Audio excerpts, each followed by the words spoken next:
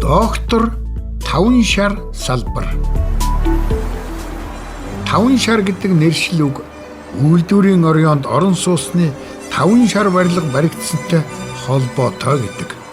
Тэртээ 1954 онд батлагдсан Улаанбаатар хотыг хөгжүүлэх анх тухаар ерөнхий төлөвлөгөө 1961 он хүртэл хэрэгжих явцдаа олон бүтээн байгуулалт хийсэн. Одоогийн ханы метралын эцэс тухайн үед найрамдлын шаврын ордог түшиглэн толгойтын тоосхны заводыг барьжээ. Тоосхны заводын ачаар Улаанбаатарын барилгажилтын үйл явц бүтээн байгуулалтын эрч хүч асар нэмэгдсэн түүхтэй. Толгойтын тоосхны үйлдвэрийн ажилчдын нийгмийн асуудлыг тухайн бүсэд цогцоор нь шийдэж 1952-оос 57 оны хооронд цэцэрлэг сургууль орон сууц барьснаар оршин суугчдын тогтвор суурьшилтай үе удмаараа аж төрөн ажиллаж амьдрах нөхцөл бүрдсэн.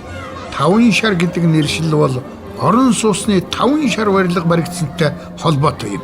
Сонирхолтой нь яг энэ үед одоогийн 1-р хороолол, 10-р хороолол баригдаагүй байсан ба андуудаас 5 шар хүртэл 7-оос 8 км орчим хов хоосон газар байжээ.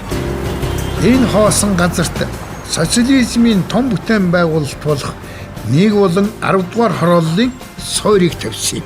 Ариун их түүх, баялаг бүтээн байгуулалтын эхлэл болсон зон олны хөл тасардаггүй 5 шард сонгон хайрханчуудаан үйлчлэх доктор Таван шар салбар таныг урьж байна.